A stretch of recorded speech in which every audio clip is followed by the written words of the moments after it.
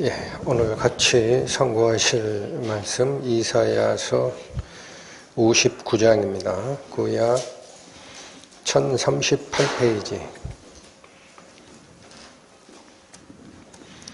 이사야서 59장 1절부터 21절까지 살피겠습니다.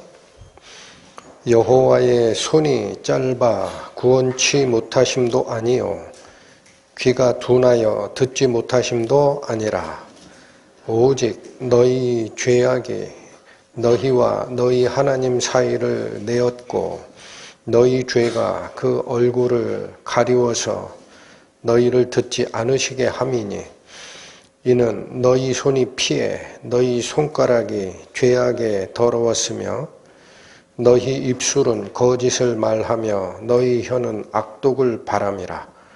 공의대로 소송하는 자도 없고 진리대로 판결하는 자도 없으며 허망한 것을 의뢰하며 거짓을 말하며 자네를 잉태하여 죄악을 생산하며 독사의 알을 품으며 거미줄을 짜나니 그 알을 먹는 자는 죽을 것이요 그 알이 밟힌즉 터져서 독사가 나올 것이니라. 그 짠 것으로는 옷을 이룰 수 없을 것이요 그 행위로는 자기를 가리울 수 없을 것이며 그 행위는 죄악의 행위라.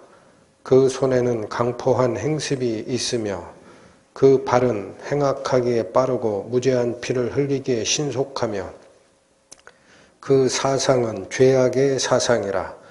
황폐와 파멸이 그 길에 끼쳤으며 그들은 평강의 길을 알지 못하며 그들의 행하는 곳에는 공의가 없으며 굽은 길을 스스로 만드나니 무릇 이 길을 밟는 자는 평강을 알지 못하느니라.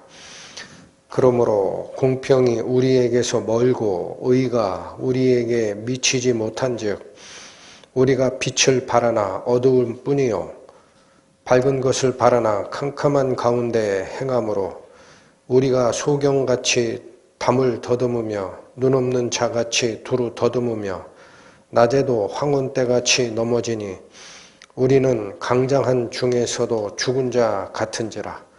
우리가 곰같이 부르짖으며 비둘기같이 슬피 울며 공평을 바라나 없고 구원을 바라나 우리에게서 멀도다. 대저 우리의 허물이 주의 앞에 심히 많으며 우리의 죄가 우리를 쳐서 증거하오니 이는 우리의 허물이 우리와 함께 있음이라. 우리의 죄악을 우리가 아나이다.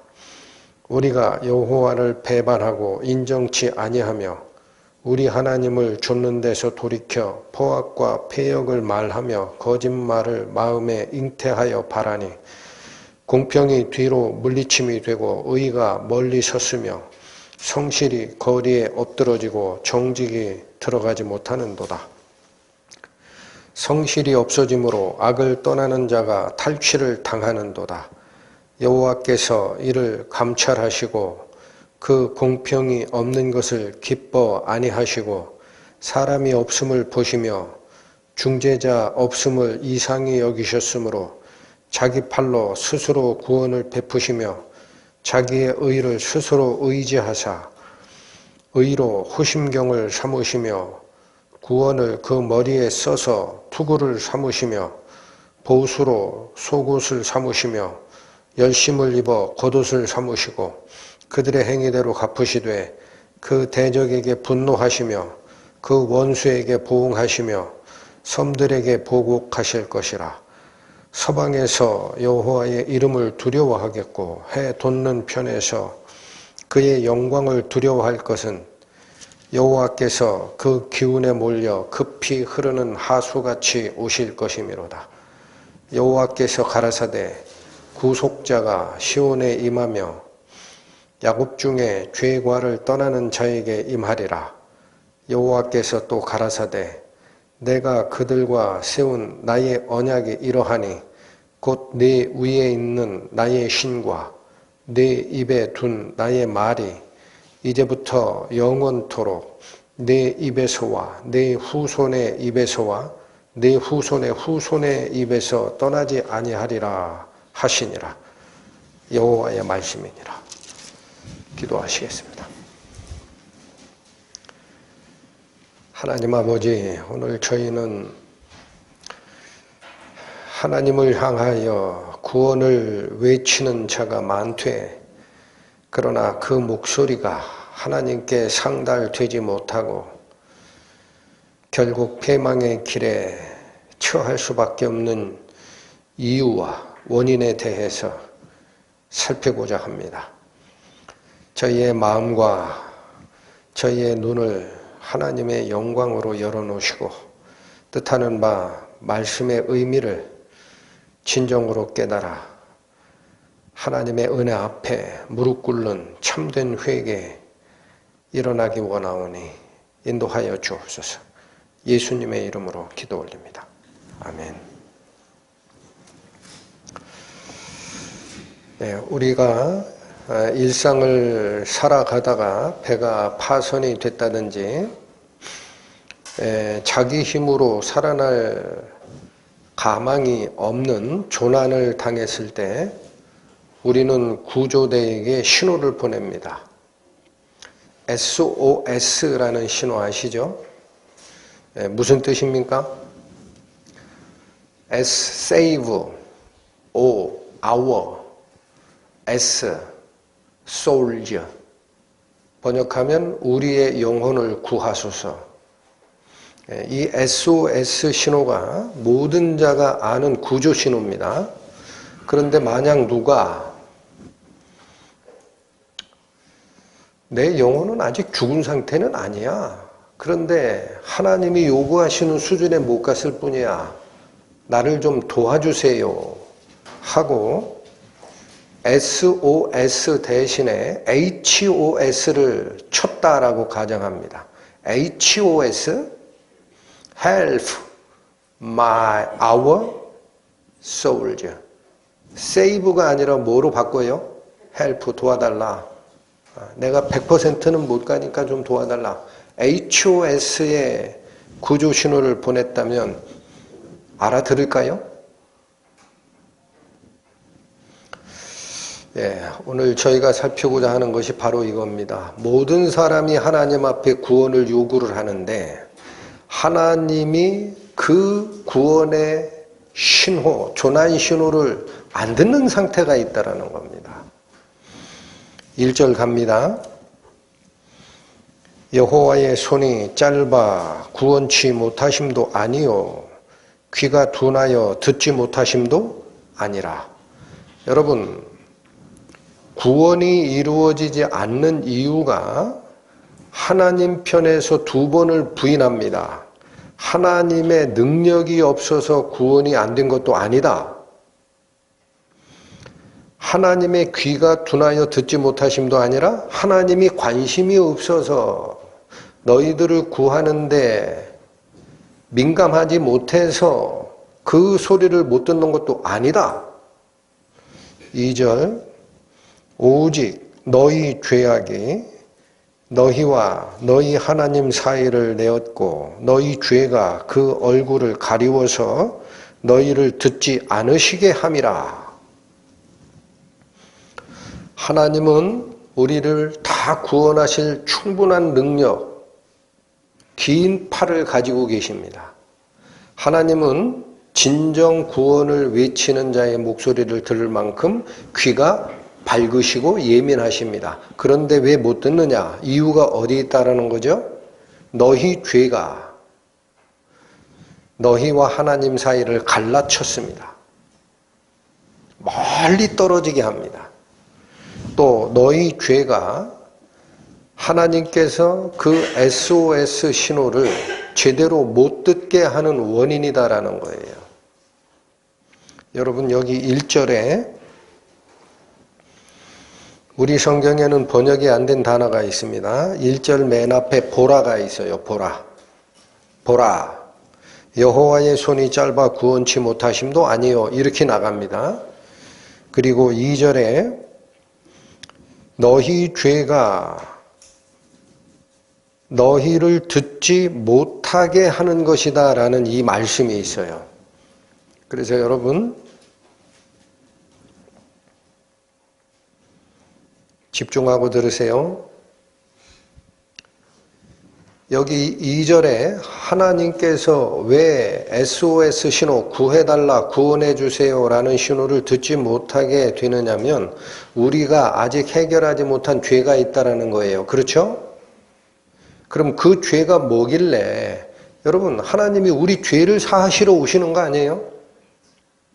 맞죠?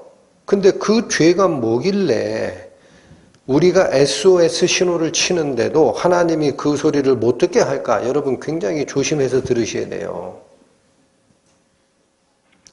구원을 바라는데 구원의 확신이 없는 분들 하나님께 기도하고 이 말씀을 들으셔야 된다고요. 그래서 여기 1절 앞에 보라가 있다 그랬어요. 보라. 또 2절의 끝에 너희를 듣지 않으시게 하는 요인이 있다라고 얘기를 한 겁니다. 여기에 초점을 맞추셔야 됩니다. 그게 무슨 말씀을 드리고 싶은 거냐? 지난 주차에 저희가 살피셨던 58장에 바로 이거에 대한 똑같은 구문이 있었다라는 겁니다. 58장 3절 4절을 가보시면 3절 보십니다. 이르기를 우리가 금식하되 주께서 보지 아니하심은 어찌미오며 우리가 마음을 괴롭게 하되 주께서 알아주지 아니하심은 어찌미오니까 하느리라. 바로 하나님의 구원의 이 신호가 안 들리는 상태가 됐다라고 주장하는 거예요, 백성이. 그랬더니 곧바로 무슨 말씀이 나와요? 보라가 2번 나옵니다. 보라 너희가 금식하는 날에 오락을 찾아 얻으며 온갖 일을 시키는도다. 4절 다시 보라 너희가 금식하면서 다투며 싸우며 악한 주먹으로 치는도다. 이어지는 말씀이 뭐였어요?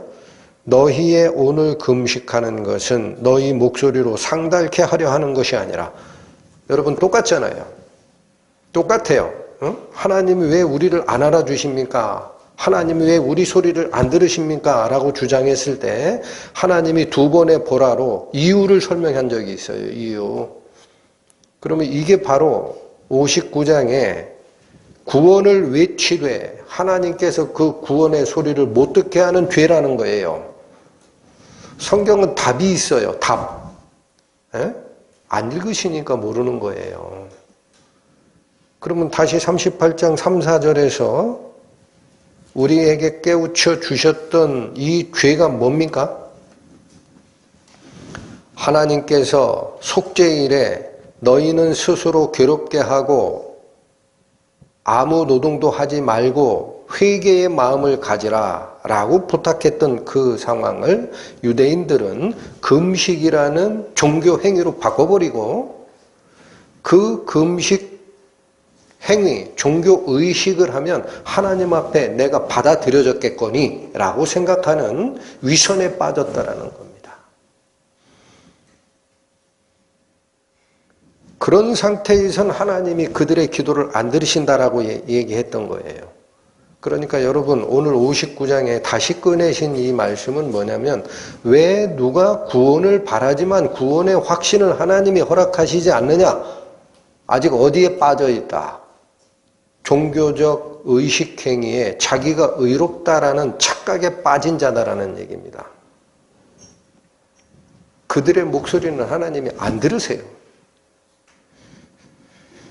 그러면 그들의 실상이 뭡니까? 3절에 나옵니다. 59장 3절 가시죠.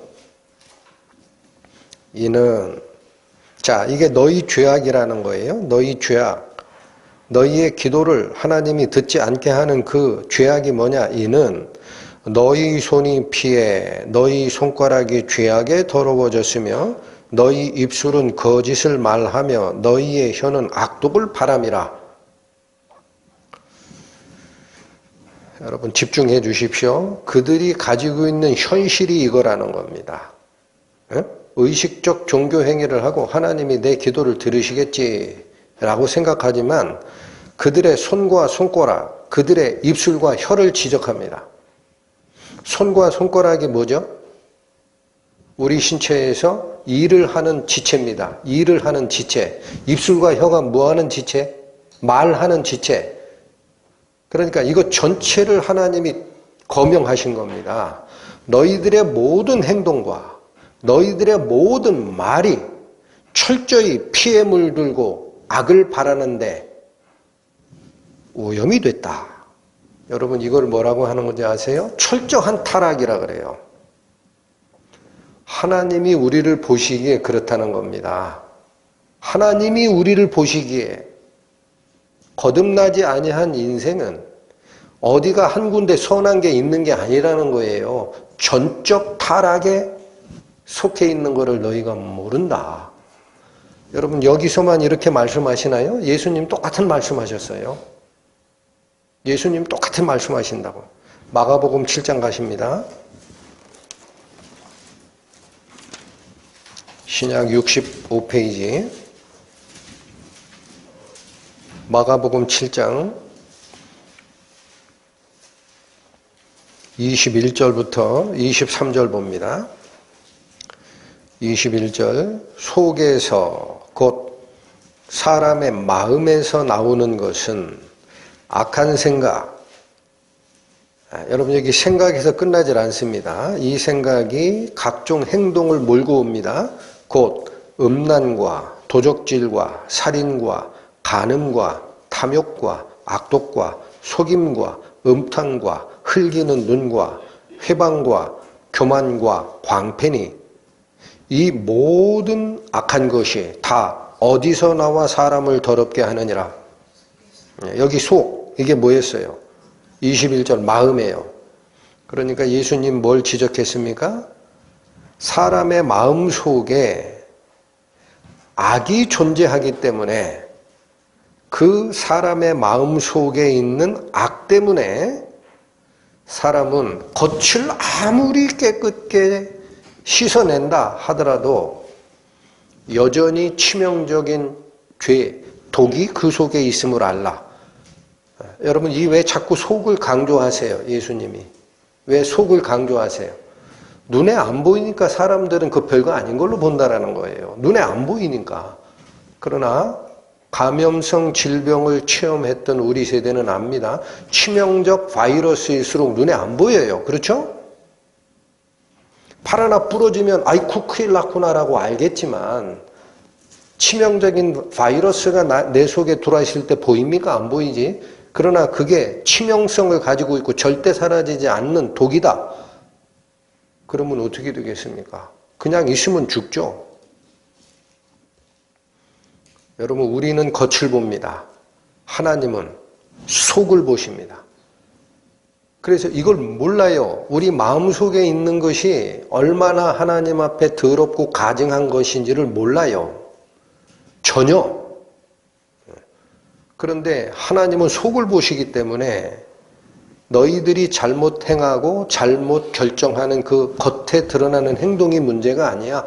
원인은 이 속에 있어 라고 구약에도 분명하게 찝으셨어요. 예레미야 17장 갑니다. 구약 1078페이지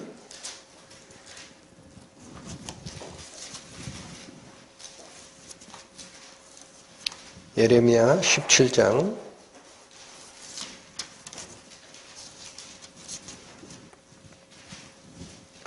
9절 10절 보십니다. 9절 만물보다 거짓되고 심히 부패한 것은 무엇이라? 여러분 여기 만물보다라는 표현은 세상의 그 무엇보다도 라는 뜻이에요. 세상의 그 무엇보다도 우리가 눈에 보고 있는 더러운 사람의 배설물, 개가 먹었던 걸 토해낸 그 토사물, 우리는 눈에 보이는 그런 게 더럽다라고 생각하는데 하나님은 그렇지 않다라는 겁니다. 그 세상의 무엇보다도 거짓되고 몹시 부패했다, 병든 것이 있다라는 거예요. 하나님의 보시기에 그게 무엇이다? 마음이래요. 자, 그래서 이렇게 다시 한탄하십니다. 누가 능히 이를 알리오마는 사람은 모른다라는 거예요. 속에 있는 그 더러움을. 10절 나 여호와는 심장을 살피며 폐부를 시험하고 각각 그 행위와 그 행실대로 보응하나니 하나님은 사람의 마음속을 지으셨기 때문에 사람 속에 무엇이 있는지 그게 얼마만큼 더러운 건지를 전부 알아내고 계시다라는 겁니다. 여러분 이 하나님의 진단을 믿으셔야 됩니다. 구원에 확신이 없는 분들 잘 들으셔야 돼요. 이 하나님의 진단을 나의 생각보다 더 높은 것으로 놓으시고 받아들이셔야 돼요. 내가 잘 모르는데 하나님이 거짓말 하시는 분 아닌데 그 얘기를 지적하신 것은 내 속에 독을 품고 있고 살고 있구나. 그걸 지적하셨다는 걸 꼭 기억하셔야 돼요. 그러니까 여러분 보십시오. 지금 이사야서 59장이 지적했던 하나님이 능력이 없다고 너희 구원 못 해주는 게 아니고 하나님이 관심이 없어서 너희 소리를 못 듣는 게 아니야. 딱 하나가 있어. 오직 너희의 죄가 하나님과 너희 사이를 멀리 띄워놓게 했고 오직 너희의 죄가 그로 하여금 듣지 못하게 막고 있다라는 얘기를 하신 이 죄가 뭐라 그랬어요? 이 죄가 종교적 의식행위, 금식을 하면서 왜 우리 기도 안 들어주십니까? 라고 하는 그러나 하나님께서 말씀하시고자 하는 그 속뜻은 전혀 모르는 우리가 하나님이 요구하시는 종교 의식했으니까 하나님 저는 이 정도는 의롭지 않습니까? 라고 주장하는 종교적 위선자.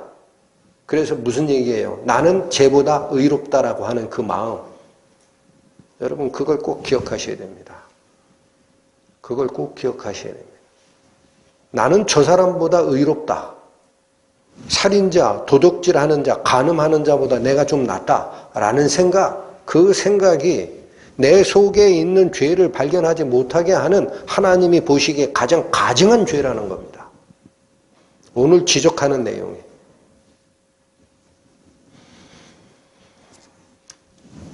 이걸 얼마나 하나님께서 가증하게 여기시는지 이사야 65장 갑니다.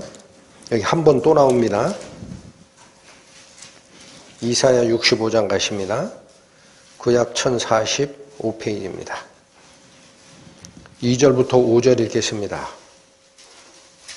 이사야 65장 2절 내가 종일 손을 펴서 자기 생각을 좇아 불선한 길을 행하는 패역한 백성들을 불렀다. 여러분 하나님이 가만히 있지 않으셨다라는 거예요. 종일 불렀다. 내가 종일 누구를 불렀다? 자기 생각을 따라서 선하지 못한 길로 가는 자가 있었다. 자기 생각, 이런 거 하면은 하나님이 인정해 주겠지.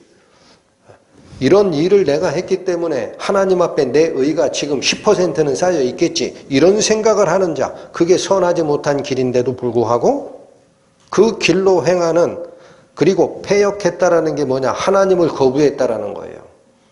하나님께로 가야 의로운 생명을 받는다라는 사실을 뒤로 던졌어요. 그리고 자기가 그래도 1에서 100가지 중에 난 한 10 정도는 의로운 게 있지 라고 생각했던 사람들. 잘못된 길이다라는 거예요. 매일 불렀습니다, 하나님이.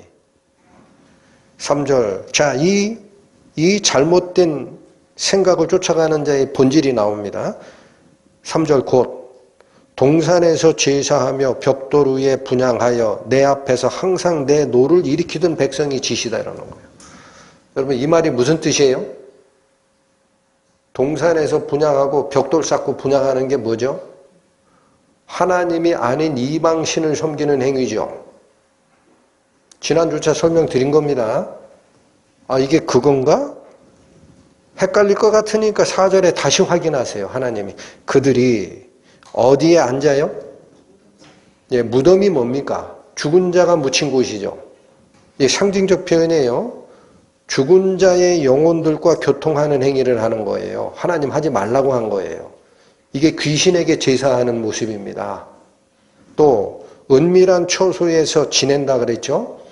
이게 뭐예요? 대놓고 하질 않고 겉으로는 하나님 섬기는 척 하지만 뒷구멍으로는 자기 탐심을 섬기던 우상숭배의 모습입니다. 이 은밀한 처소에 거한다라는 말씀이. 이렇게 하면서 돼지고기를 먹고 가증한 물건에 국을 그릇에 담았다라는 게 뭐냐? 하나님이 부정하다라는 제물을 바치는 행위를 했다라는 거예요. 가증한 것이라는 말은 이사야 44장 19절에 가보시면 우상을 지칭하는 말입니다. 우상에게 국그릇에 담아서 바치는 행위를 했다. 그게 뭐예요? 이방신 섬기는 제사했다라는 거죠.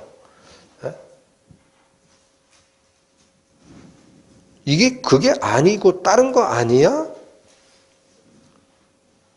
이렇게 생각할까봐 7절에 다시 확인합니다.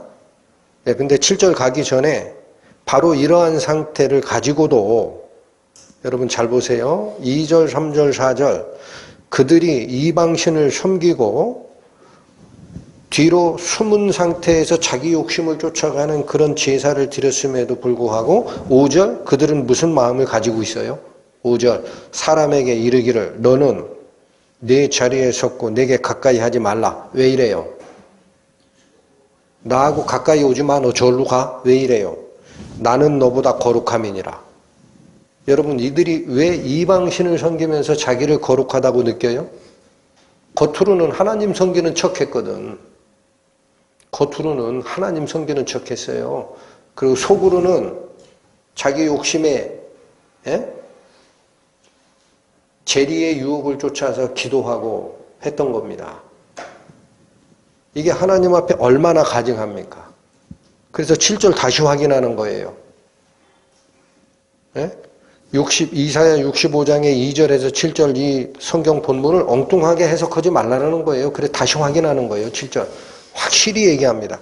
너희의 죄악과 너희 열조의 죄악을 함께 하리니 그들이 산 위에서 분향하며 작은 산 위에서 나를 능욕하였음이라. 이게 뭐예요? 이방 우상 숭배하는 과정에서 하나님 섬긴다. 겉으로는 그래도 뒷구멍으로는 이방신 섬겼잖아. 여러분 이 모습이 뭐예요? 이 모습이 어디에 나왔어요? 지지난주 설교인가에 있었죠? 57장 가세요. 57장 이사야 57장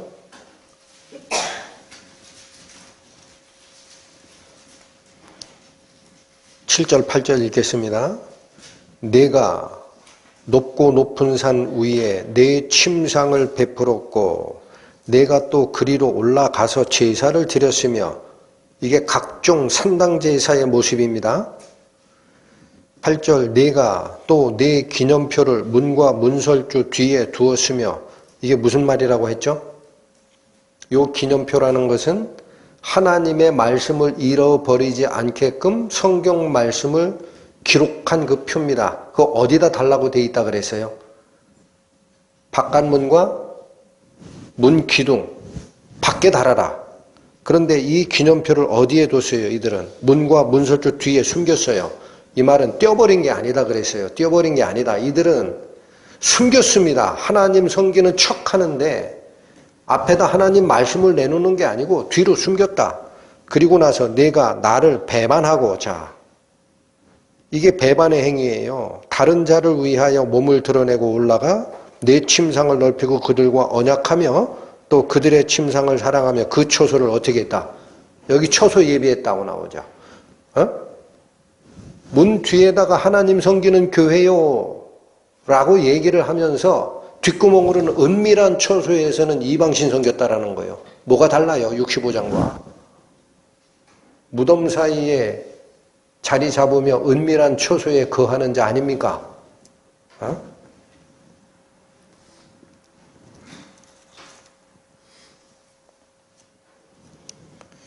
자, 오늘 본문으로 돌아오십시오. 이사야 59장에 구원을 외치나 하나님께 응답을 받지 못하는 죄가 뭐냐면 속에는 다른 마음을 품고 있어요. 죄가 그대로 있어요. 그런데 겉으로는 반질반질하게 자네 겉을 닦아요. 자네 겉은 닦으나 그 속에는 더러운 것이 가득하다라는 예수님의 표현대로 자기를 의로운 자로 착각하는 이 상태가 하나님이 가증하게 보는 상태다. 5절 갑니다. 독사의 알을 품으며 거미줄을 짜나니 그 알을 먹는 자는 죽을 것이요 그 알이 밟힌즉 터져서 독사가 나올 것이니라. 그 짠 것으로는 옷을 이룰 수 없을 것이요 그 행위로는 자기를 가리울 수 없을 것이며 그 행위는 죄악의 행위라. 그 손에 강포한 행습이 있으며 그 발은 행악하기에 빠르고 무죄한 피를 흘리기에 신속하며 그 사상은 죄악의 사상이라. 황폐와 파멸이 그 길에 끼쳤으며. 여러분 지금 5절, 6절, 7절은요 2절, 3절, 4절에서는 너희라고 지적했습니다. 너희의 죄가 내 목소리를 내 귀에 들리지 않게 막고 있었던 장애물이야 라고 이것은 이스라엘 백성을 대상으로 지적한 죄입니다. 네, 똑같은 것 같은데 약간 다릅니다. 5, 6, 7절은 이제 목적어가 너희가 아닙니다. 2인칭 복수가 아닙니다. 3인칭 복수로 바뀌어요. 그들이에요. 그들. 네? 그래서 5절 앞에 독사의 알을 품으며로 시작하는데 원문은 그들이 거기 있어요. 그들. 네? 그들. 6절도 그 짠 것으로라고 돼 있죠. 우리 번역에. 그가 그들의 짠 것이에요. 8절도 그 발언이라고 돼 있죠. 그라는 단어가 그들의 발언입니다. 원문은 그렇습니다. 그럼 이 얘기는 뭐냐면 그들이라고 지적한 여기 5절, 6절, 7절은 그 죄인이에요. 그럼 뭐 여러분이 읽어보면 알죠. 어떤 죄인입니까? 이 죄인이. 독을 품는 죄인입니다. 독을 뿜어내는 죄인이에요. 그러니까 이거는 이스라엘 백성들을 향하여 경고하던 그 말에서 죄인의 그들이라는 죄인들이 처한 일반적 상황을 다시 강조하느라 목적어가 바뀐 겁니다. 이게 죄인들은 원래 이런 거야. 이걸 기억하시고 보십시오. 5절이 무슨 말이에요? 그들은 독사의 알을 품으며 거미줄을 짠대요. 이게 무슨 말이겠습니까? 여기 독사의 알을 품으며라고 돼 있는데 품으며가 아니라 원래 히브리어 원문은 부화시켰으며랍니다. 부화시켰으며. 품는 게 아니고 알을 부화시킨 상태예요. 그 얘기는 독사가 새끼를 낳으면 뭐가 나온다? 독사가 나온다. 다시 얘기합니다. 죄인이 열심히 뭔가를 생산해냈어요. 뭐가 나온다? 죄가 나온다. 근데 이게 보통 죄가 아니에요. 그 이어지는 말을 보면은 그 알을 먹는 자는 죽을 것이요라고 되어 있어요. 이거는 독을 품은 거예요. 사망에 이르게 하는 죄가 생산되는 거예요. 그런데 또 하나가 나옵니다. 거미줄을 짠다라고 되어 있어요. 이거는 독과 관련된 게 아닙니다, 여러분. 거미줄을 짜나니 이 말을 6절이 받아요. 뭐라고 받는가 보세요. 그 짠 것으로는 옷을 이룰 수 없을 것이요 그 행위로는 자기를 가리울 수 없을 것이라. 이건 뭐예요? 여러분 거미가 짠 그 거미줄로 그 실같이 보이잖아요. 그걸 가지고 옷을 만들어서 나의 부끄러움을 가릴 수 있겠니? 라는 얘기예요. 하나님이 얘기하는 게 뭘까요? 왜 독사와 거미줄 얘기하느냐? 독사는 하는 일마다 생산하는 것마다 죄인은 죄밖에 나올 수 없다라는 거예요. 죄인은 죄밖에 낼 수가 없다. 또 하나가 있다. 거미가 열심히 거미줄을 짠다고 치자. 그거 실같이 보이지만 그걸로 자기 부끄러움을 가릴 수 있겠니? 죄인은 아무리 노력해서 행한 행동이라도 그게 의가 안 된다라는 거예요. 예? 아담과 하와가 선악과를 따먹고 하나님 앞에서 부끄러운 줄을 알고 두려워 숨었죠. 그 죄를 가리는 방법으로 내가 열심히 노력한 거미줄 짜는 거 가지고 되겠니? 여러분, 이게 하나님이 보시는 시각입니다. 죄인은 악독을 생산할 수밖에 없고 죄인의 입장에서 자기 의를 드러내려고 하는 모든 행위는 부끄러움 한 톨 가릴 수 없는 헛것이다. 아멘. 그래서 일반적인 용어 그들을이라고 쓰는 겁니다. 그들. 이게 죄의 본산이다라는 거예요. 저는 이 말씀을 들으면서 여러분 사실은 이 2, 3, 4절에서도 이스라엘 너희들의 죄라고 얘기할 때 여러분 이게 교묘한 그 틈을 하나님이 지적하는 겁니다. 하나님 믿고 쫓아갑니다. 그래서 하나님이 명하신 금식을 우리가 합니다. 라고 주장했던 유대의 종교 지도자들이 가지고 있는 죄가 있다라는 거예요. 하나님이. 그 기도는 안 듣는다. 왜 안 듣는다? 속에는 마음은 독을 품고 부패한 죄의 원산이 여기 있는데 그대로 있는데 겉으로 하나님 쫓아간다라고 종교행위에 참여하고 하면서 자기가 의롭다라고 느끼는 그게 얼마나 가증한지를 아느냐. 하나님 그 목소리 듣겠느냐라는 얘기를 하셨어요. 여기 또 하나 얘기하는 거예요. 그 죄인들은 속성이 독사가 알을 부화시켜서 다시 독사 새끼 낳듯이 그 알 먹으면 죽어. 그 독이 든 거야. 그 다음 거미가 아무리 열심히 실을 짜가지고 자기의 부끄러움을 가리려고 하지만 그게 의가 될 수 없듯이 둘 다를 부정하신 거예요. 그래서 여러분 여기 잘 보십시오. 사람들이 착각하는 게 있어요. 하나님 앞에 나갈 때 착각하는 게 있어요. 다 속아요. 열에 9이 속는 게 있어요. 여러분 오늘 이 말씀 잘 기도하고 받으세요. 뭐에 속느냐? 하나님께서 의롭다라는 행위를 지정해 준 게 있어요. 가난한 자 돕고 그렇죠? 내 재산 나눠주고 하는 거 있죠? 이런 행동을 10개를 했어요. 내가 여기. 그리고 거짓말하거나 욕하거나 분내거나 하지 말라라는 그 죄 하나 했어요. 그러면 어떻게 생각해요?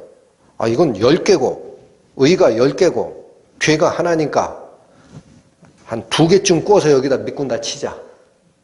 이 의로운 행동 2개로 죄 하나를 캄프로치 상쇄했다 치자. 그럼 난 아직도 의로운 게 8개가 있어. 그럼 하나님이 이거 인정하겠지. 이렇게 생각한단 말이에요. 그렇죠? 열의 9은 기독교 신앙을 가진 자의 열의 9은 여기서 걸려 넘어지는 겁니다.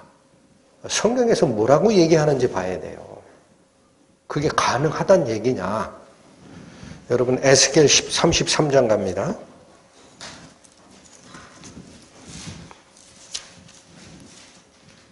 구약 1202페이지 에스겔 33장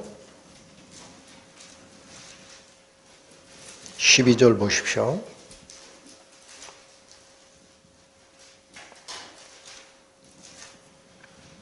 인자야 너는 내 민족에게 이르기를 의인이 범죄하는 날에는 그 의가 구원치 못할 것이요 악인이 돌이켜 그 악에서 떠나는 날에는 그 악이 그를 엎드러뜨리지 못할 것이라.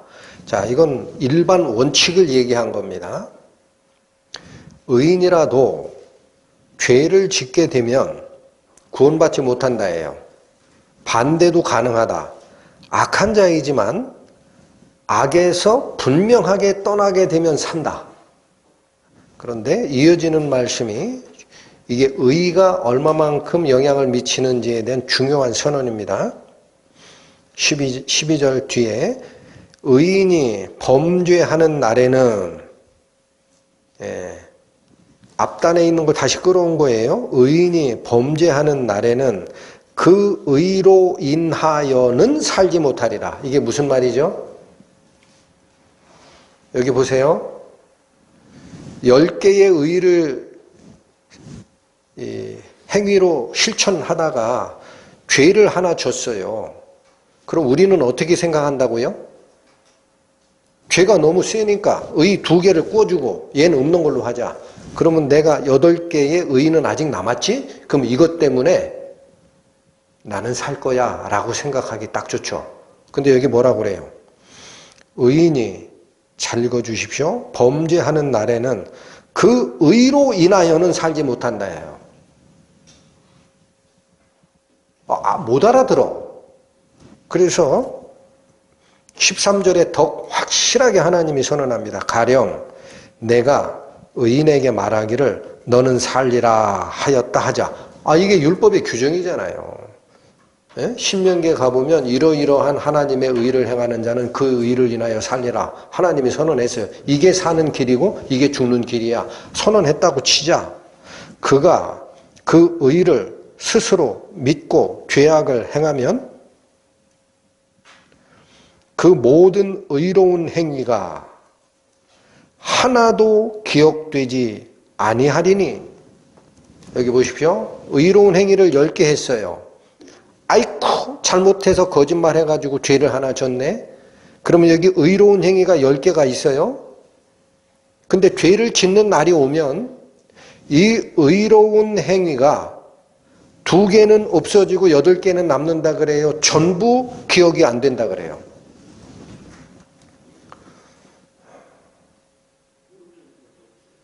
뭐라고 돼 있어요? 그 모든 의로운 행위가 하나도 기억되지 아니하리니. 뒤에 의로운 행위는 싹 사라지는 거야. 그 다음이 중요합니다. 그가 지은 죄악 중 곧 그 중에서 죽으리라. 여러분, 의가 아무리 행동이 이렇게 드러났다고 하더라도 죄가 하나 있는 날에는 이게 여기 가서 메꿔주는 역할을 하는 게 아니고 모든 의로운 행동은 의미가 없어지고 이 죄 때문에 죽는 거야. 선언하신 겁니다. 그러니까 여기 보십시오. 사람에게 들어와 있는 이 죄라는 씨는 우리 눈에는 안 보이는 마음속의 작용이고 아직 얘가 열매를 맺기 전에는 별거 아닌 걸로 보여요. 그렇지. 사람이 거짓말도 하고 욕심도 부릴 수 있고 남보다 좋은 차 타고 싶고 그런 게 있지. 내 새끼가 잘 됐으면 좋겠고 이게 이기심이고 욕심이거든요. 그럴 수 있지라고 생각하는데 그게 독사의 독이라는 겁니다. 하나님이 보시기에. 그래서 이 독사의 독이 한 방울이라도 발견이 되면 나머지 이 엽기를 200kg을 드는 힘이 있는 너의 신체가 있다 하더라도 이 독 하나 한 방울 때문에 넌 다 죽는 거야. 여러분, 이게 뭐에 대한 치명상이에요? 독은 안 사라진다라는 거예요. 죄는 사람의 행위로 그걸 메꿀 수 있는 그 구멍이 아니야.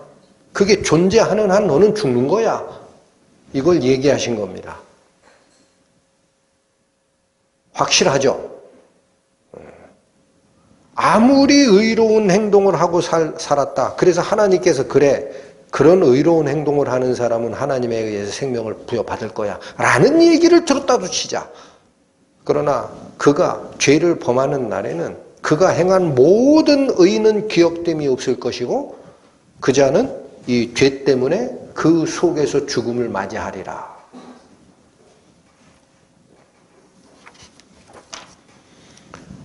우리가 생각을 잘못하는 게 있다라는 거예요. 그러니까 어떻게 해야 삽니까? 어떻게 해야 살아요? 치사율 100%짜리 바이러스가 여기 들어왔어요. 그러면 겉으로 열심히 운동하고 오늘도 헬스하고 단축 마라톤 10km 뛰고 그러면 살아요? 죽어요. 여기에 있는 독을 해결하기 전에는 얘 때문에 죽는다. 오늘 본문 가보십니다.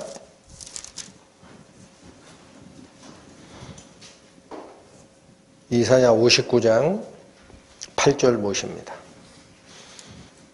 자, 이 죄인이 그 심각성을 모르는 상태를 이렇게 정리해 주셨습니다. 8절 봅니다. 그들은 평강의 길을 알지 못하며 그들의 행하는 곳에는 공의가 없고 굽은 길을 스스로 만들어서 그 길을 걸어가는 자들이다. 여기 보십시오. 뭐라고 얘기하십니까, 성경이? 그들은 무슨 길을 모른다? 갑자기 왜 평강의 길을 하나님이 거명하셨을까? 평강의 길이 뭐예요? 여러분, 하나님이 얘기하는 죄 문제를 거명하다가 말씀하시는 평강이라는 것은 죄를 용서하지 아니하시는 하나님의 진노가 있어요. 진노. 잘 들으셔야 됩니다. 하나님은 이거 용서 안 합니다. 죄가 하나라도 있어도 용서하지 아니하는 하나님의 진노가 있어요. 그런데 이 진노가 나에게 곧바로 오지 않고 진노를 피해가면 나는 화평을 누리는 거예요. 그래서 이 평강의 길이라는 거는 죄를 졌냐 안 졌냐의 얘기가 아닙니다. 죄는 다 져요. 죄를 졌냐 안 졌냐의 얘기가 아니에요. 그게 아니고 그 죄에 대해서 용서하지 아니하고 벌을 내리시는 하나님의 진노를 피하는 길이 있는지를 모른다는 거예요. 평강의 길을 모르고 어느 길을 쫓아갔다? 그들이 행하는 곳에는 공의가 없다라고 합니다. 이 공의는 하나님의 의가 실제로 작용하는 상태를 얘기합니다. 의는 옳고 그름에 대한 얘기예요. 공의는 뭐냐면 옳고 그른 대로 판단하고 정치하고 결정하는 그 액션, 행동을 얘기해요. 그래서 공의가 없다라고 얘기할 때는 하나님이 얘기하는 의로운 통치가 그들에게는 작용이 안 되고 있다라는 뜻이에요. 그리고 어디로 가요? 굽은 길을 스스로 만들어 또 무릇 이 길을 밟아갑니다. 그런데 그들에게는 뭐가 없어요? 평강을 몰라요.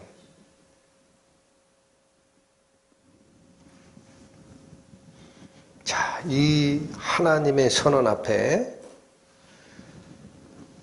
여기 본문에 이어지는 말씀은 회개하는 자들이 나옵니다.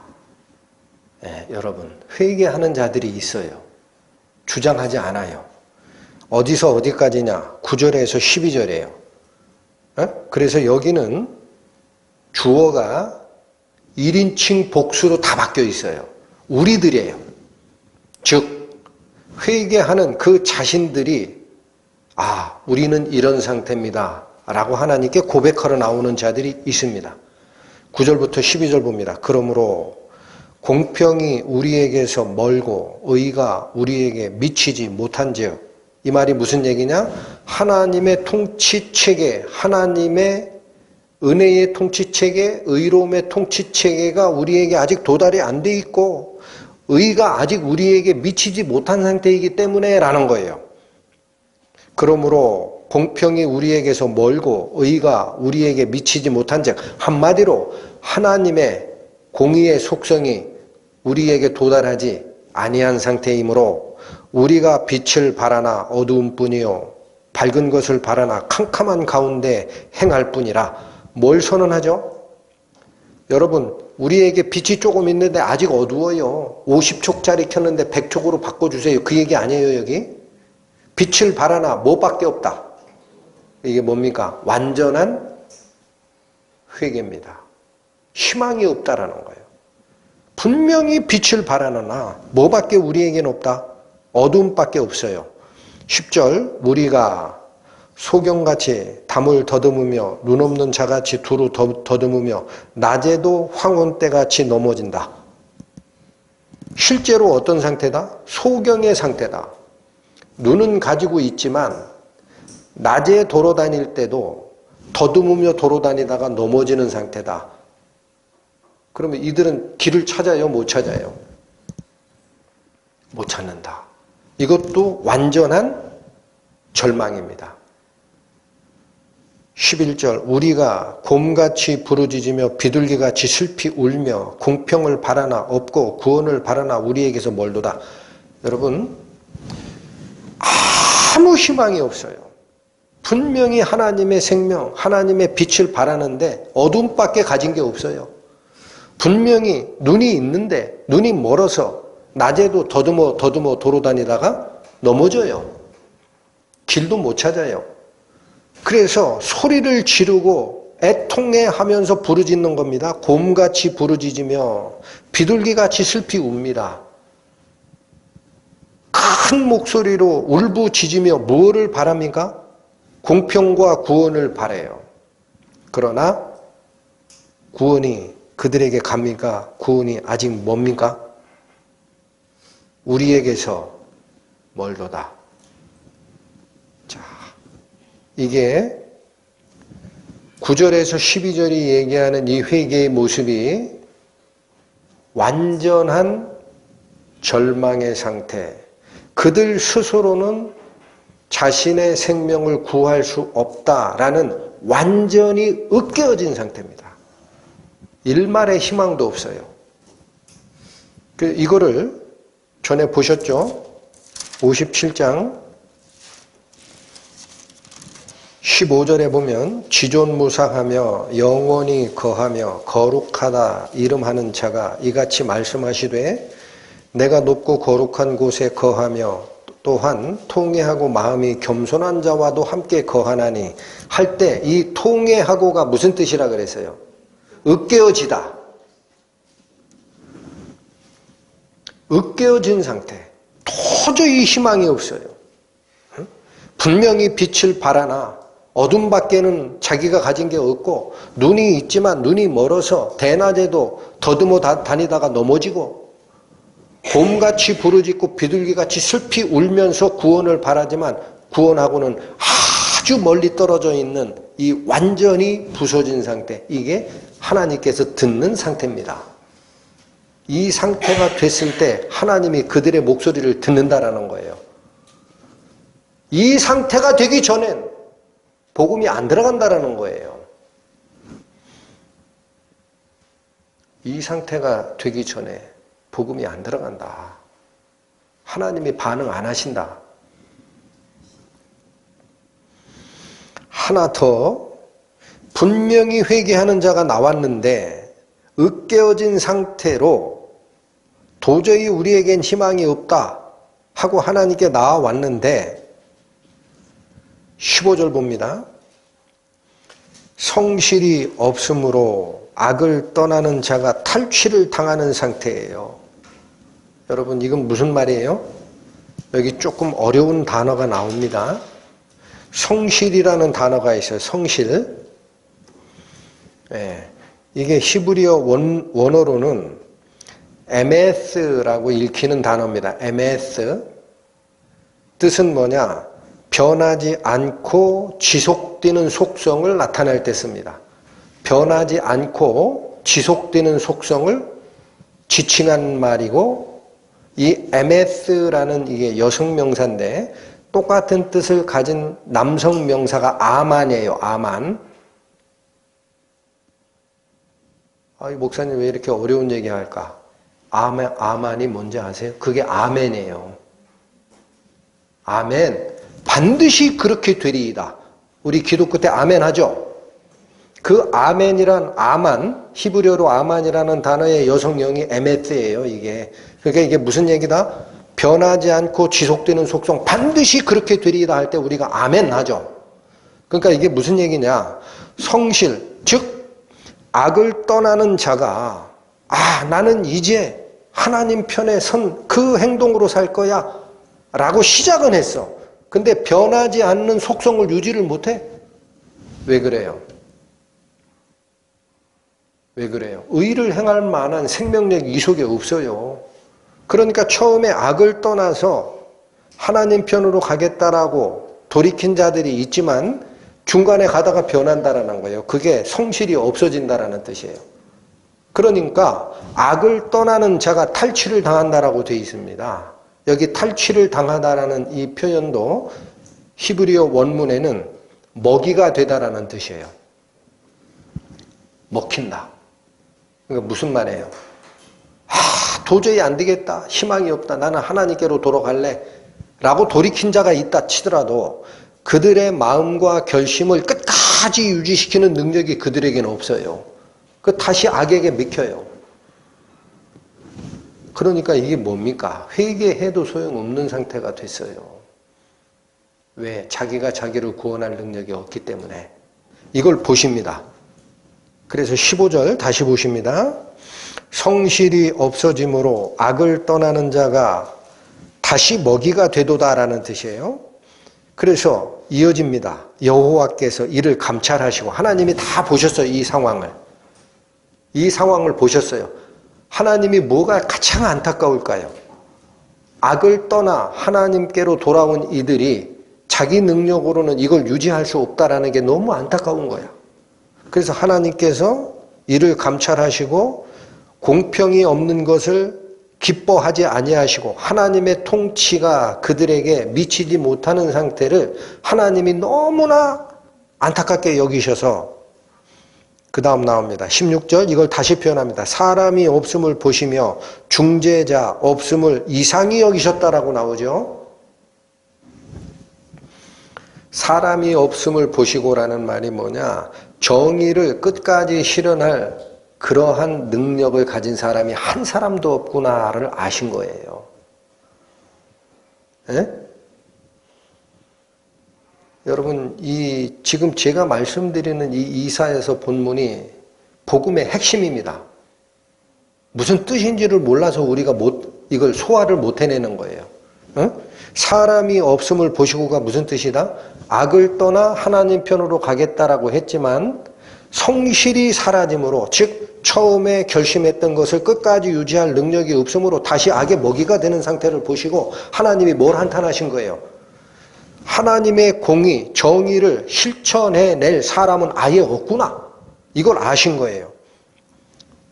그리고 나서 중재자가 없음을 또 아셨어요. 그럼 중재자라는 게 무슨 얘기죠? 중재자. 이게 바로 앞에서 설명드렸던 평강의 길을 알지 못하고 할 때 그 평강과 관련된 역할이에요. 에? 중재가 뭐예요? A와 B가 원수지간이에요. 그러면 여기에 서로 싸우는 상태를 잠깐만 타협점이 있습니다 하고 대안을 제시하고 둘 간의 진노와 형벌받을 관계에서 화평을 이끌어내는 게 중재죠. 그게 중보예요.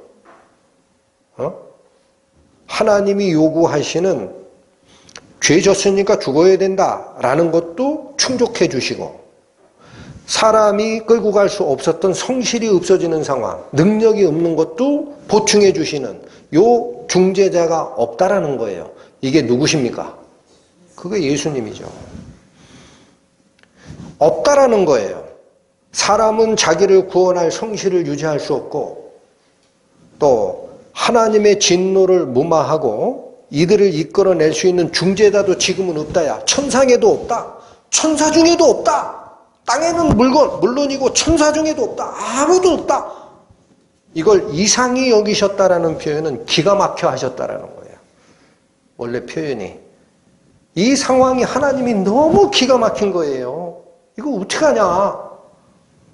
그래서 아무도 안 시킵니다. 보십시오.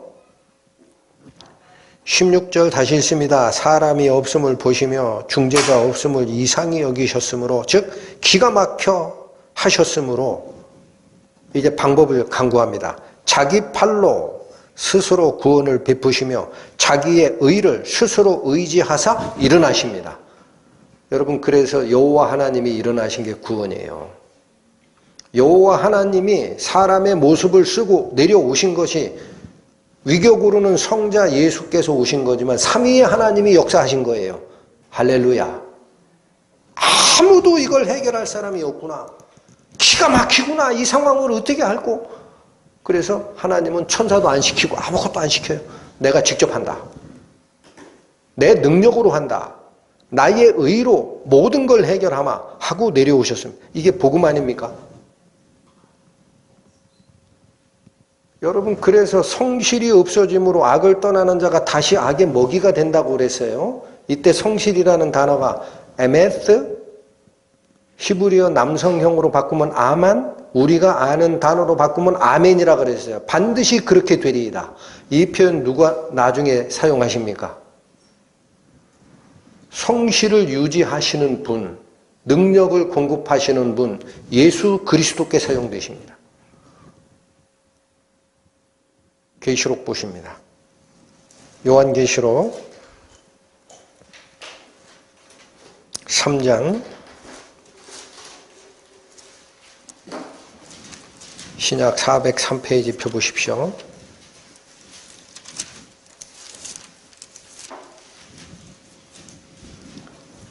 요한계시록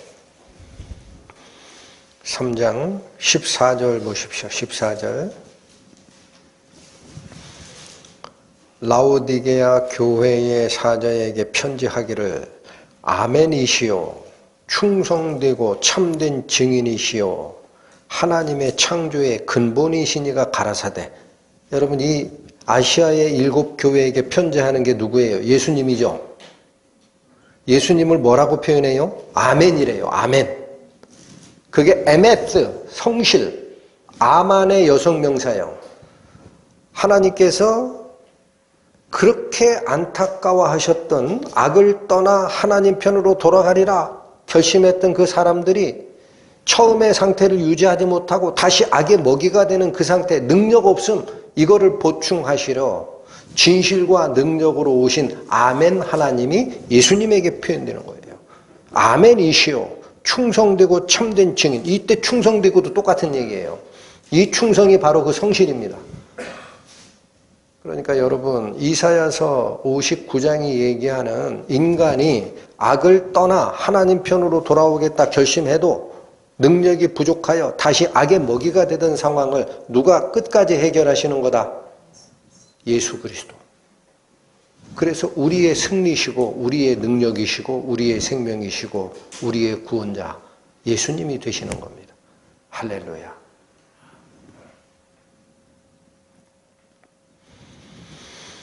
여러분, 본문으로 다시 돌아갑니다.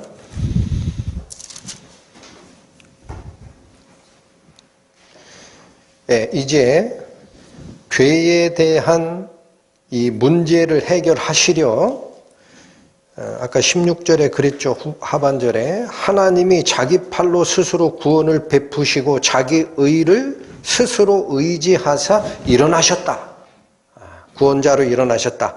근데 그 모습이 17절에서 19절인데 한번 쭉 읽겠습니다. 의로 후심경을 삼으시며, 후심경이 뭐냐면 심장을 보호하는 이 갑옷입니다. 이게 에베소서에서는 의의 흉배라고 해요. 흉배.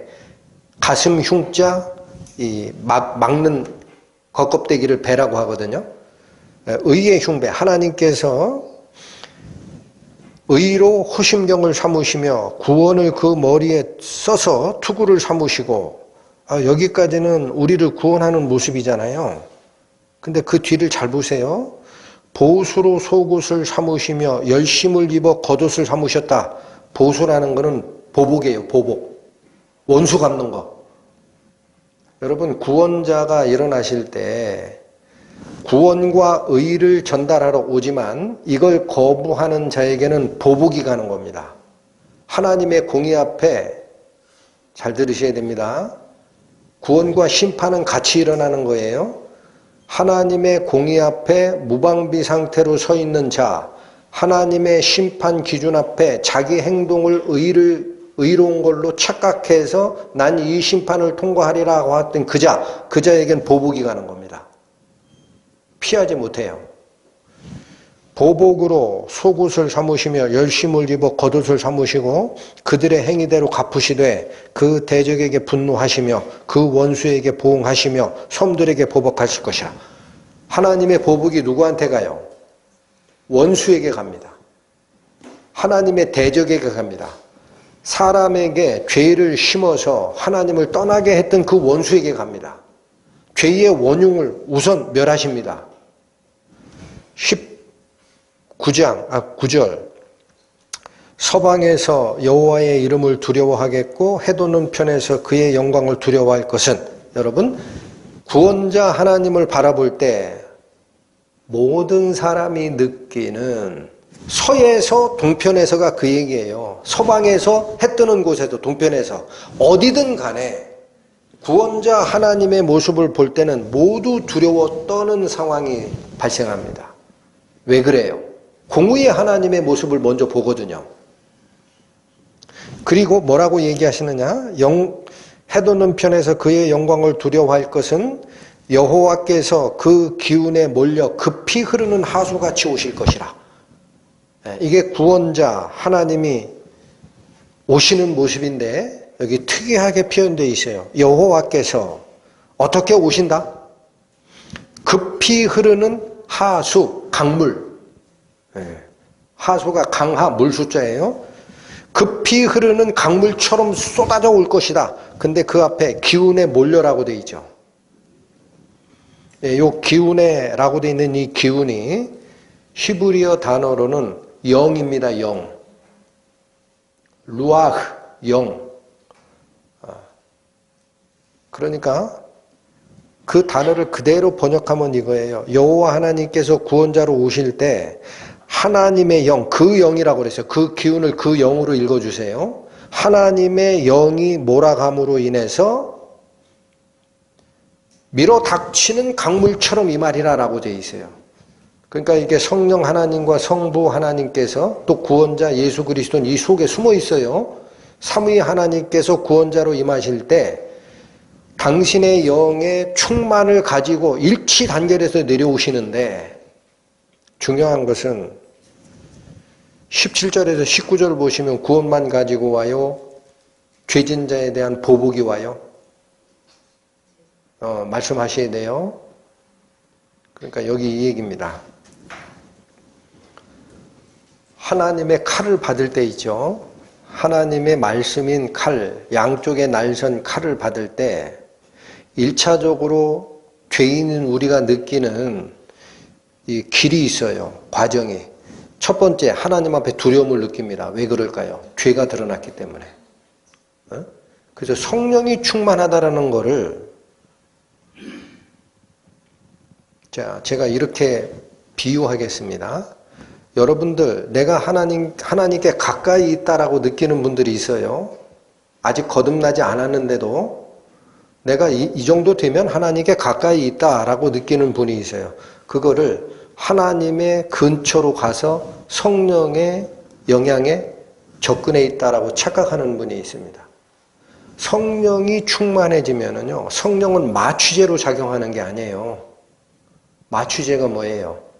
가지고 있는 죄와 고통을 잊게 하는 거죠. 그리고 나머지 게 커 보여요.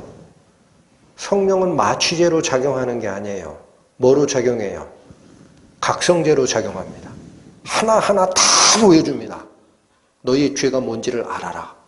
응? 여러분, 성령의 역사를 오해하지 마십시오. 바로 그 각성제로서의 성령이 성삼위 하나님이 몰아치는 강물처럼 구원을 베풀러 오실 때에 그 앞에 왜 떨게 되느냐? 죄가 다 낱낱이 드러나잖아요. 죄가. 내 행동을 보고 나는 하나님께 조금 가까워라고 했던 그 착각과 하나님이 가장 오만하게 보는 그 죄, 이 속에 있는 독은 해결하지 않고 겉으로만 하나님 섬깁니다라고 했던 그 죄. 그래서 여러분, 예수님 오셨을 때 세례자 요한이 요단강에서 세례 줄 때 바리새인과 사두개인, 그 당시 종교 지도자들이 나왔어요. 세례 받으러. 세례 요한 입에서 뭐가 나갔어요? 독사의 자식아 그랬어요. 독사의 자식아, 너희가 임박한 진노를 피하려 하느냐? 걔네들 왜 나온 거예요? 세례 요한이라는 이자 밑에 많은 구름대같이 사람들이 몰리고 혹시 메시아? 그래서 일단 그 밑에 가서 세례 한번 받자 하고 온 거예요. 종교 행위에 벗으려고.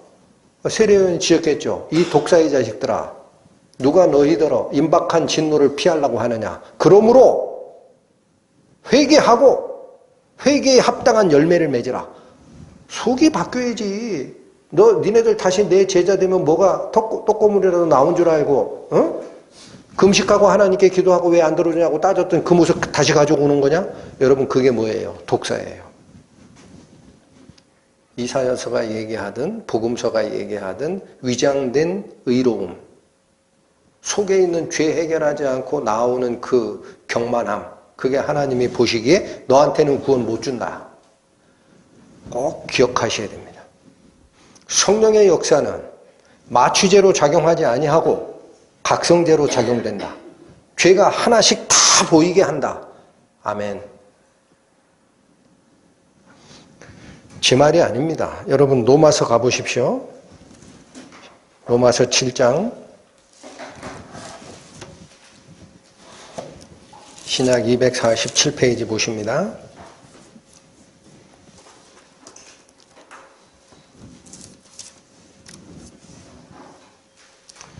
로마서 7장 7절 보십시오.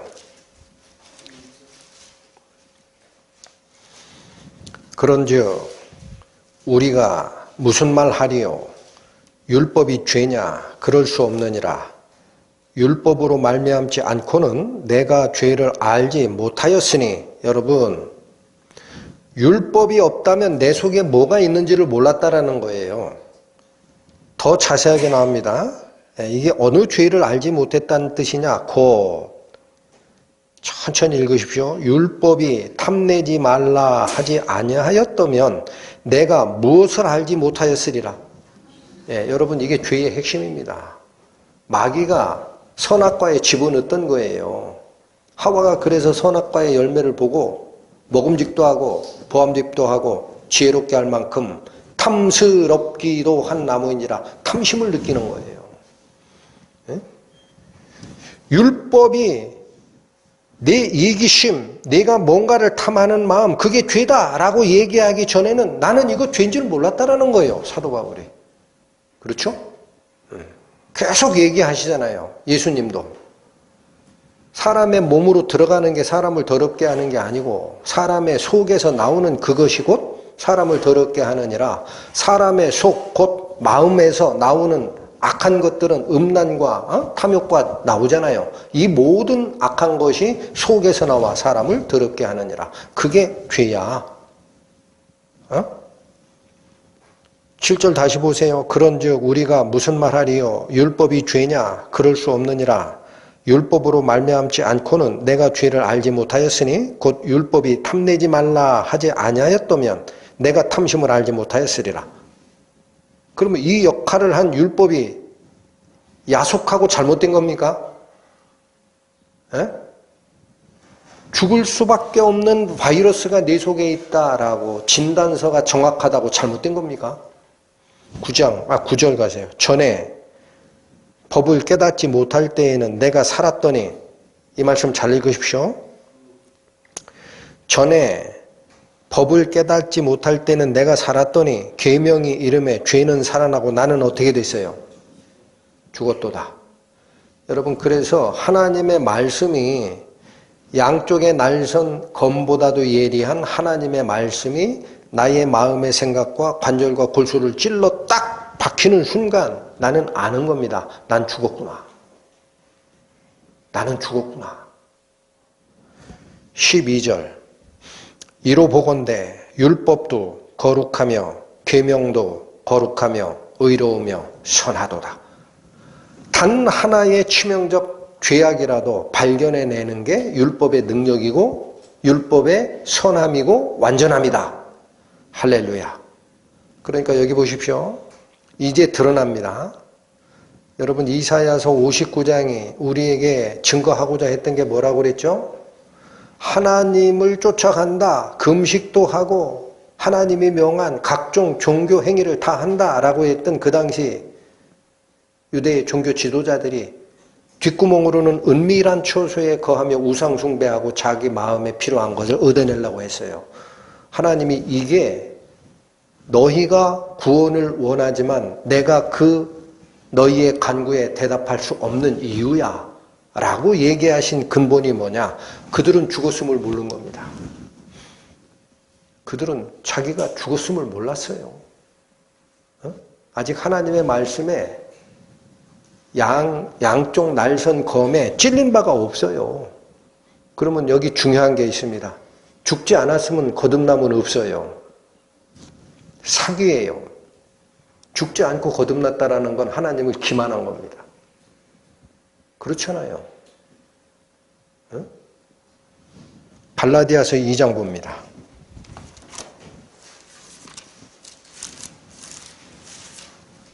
신약 304페이지 펴보십시오.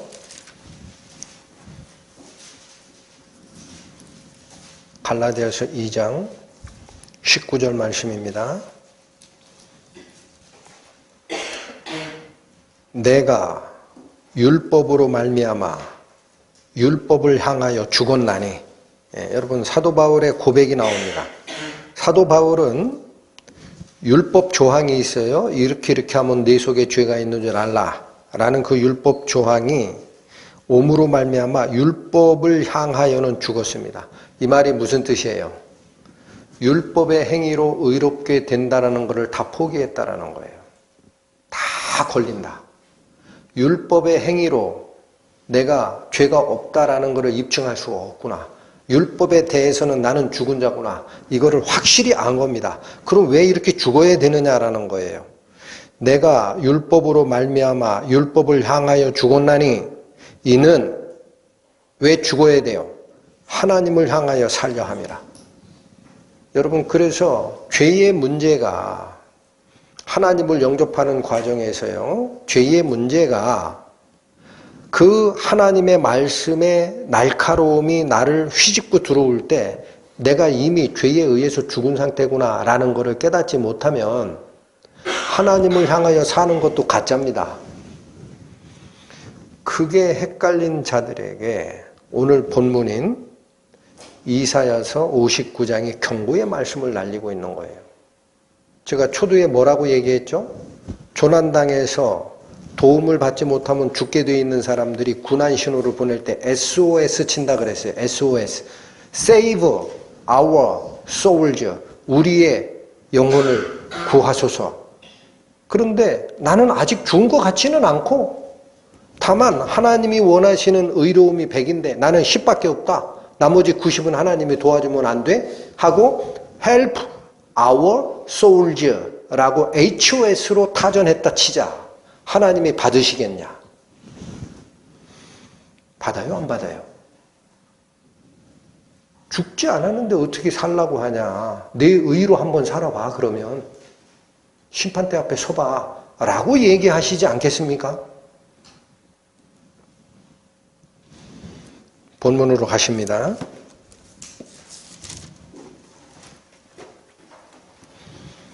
20절, 21절 마저 읽겠습니다. 20절 여호와께서 가라사대 구속자가 시온에 임하며 야곱 중에 죄의 과를 떠나는 자에게 임하리라. 여러분, 이제 구원을 선포합니다. 구원자가 시온에 임한다. 이스라엘에 온다라는 거예요. 그리고 누구에게 온다? 모든 자에게 오는 게 아닙니다. 잘 읽으십시오. 야곱 중에서 죄의 과를 떠나는 자들에게만 임합니다. 근데 여기 표현이 우리 성경에 죄의 과를 떠나는 자라고 표현했기 때문에 죄 안 짓는 자라고 오해하기 딱 좋아요. 이 말씀을. 인간은 죄 질 수밖에 없는데 그럼 뭐 구원이 왜 필요해? 이 단어를 다시 들어가야 됩니다. 여기서 표현한 죄의 과라는 이 단어는 어느 단어를 그대로 가져온 거냐? 13절에 배반하고를 가져온 거예요. 13절 가세요.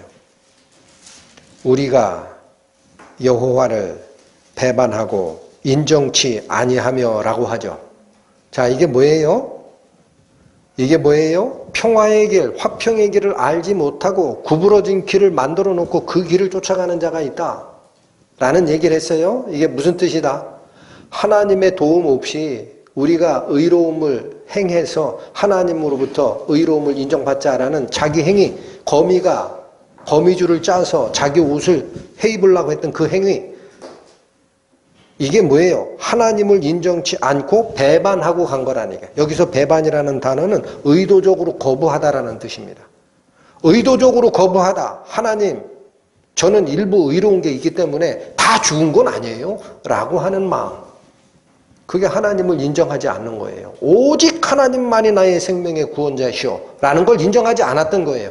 그런데 그 마음, 하나님을 인정하지 않고 의도적으로 거부했던 그 마음이 죄의 과라는 거예요. 이 단어가.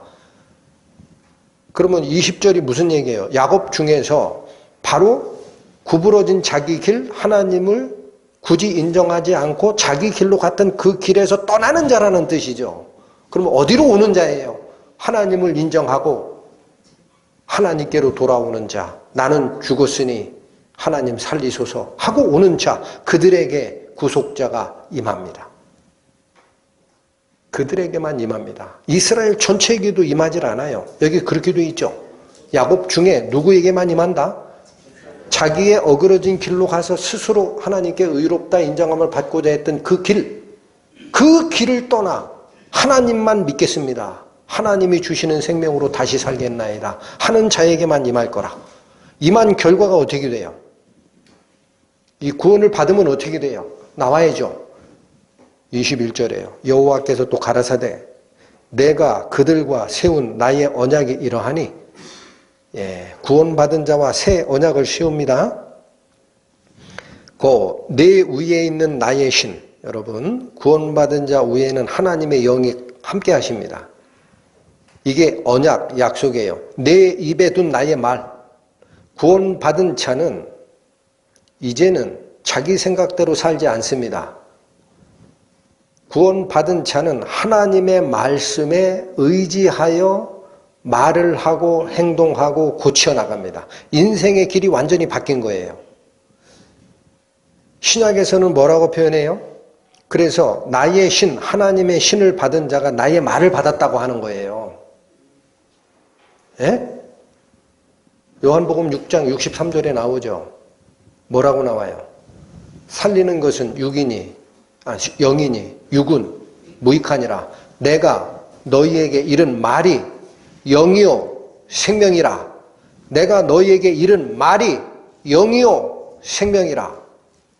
하나님의 말씀을 받아들이고 그 영을 받아들이고 이 말씀이 나를 안 떠납니다. 이게 구원받은 자에게 하나님께서 주시는 약속입니다. 언제까지 갑니까? 이제부터 영원토록 내 입에서와 내 후손의 입에서와 내 후손의 후손의 입에서, 이건 영원하도록 입에서 떠나지 않는 때가 옵니다. 그래서 진짜 구원받은 자는 목숨이 위협을 받는 순교의 위협을 당할 때에도 입으로 하나님을 부인 못하게 돼 있는 겁니다. 내가 증언하는 게 아니에요. 내 위에 계신 성령께서 증언하게 합니다. 얘야, 지금 죽을까 봐 두렵니? 걱정하지 말아라. 너를 구하신 구세주 예수께서 부활하셔서 하늘나라에서 네 거처 만들고 있어. 너는 예수님을 의지해. 담대히 죽는 거예요. 오늘 살폈던 구원을 막는 이유에 대한 말씀, 제가 급하게 설명을 드렸지만 굉장히 속에 있는 내용들이 많고 중요합니다. 댁에 돌아가셔서 다시 한번 꼭 상고하는 시간 가지시기 바랍니다. 기도하고 마치겠습니다. 하나님 아버지, 당신께서 주신 명확한 장애물 발견 방법을 들었습니다.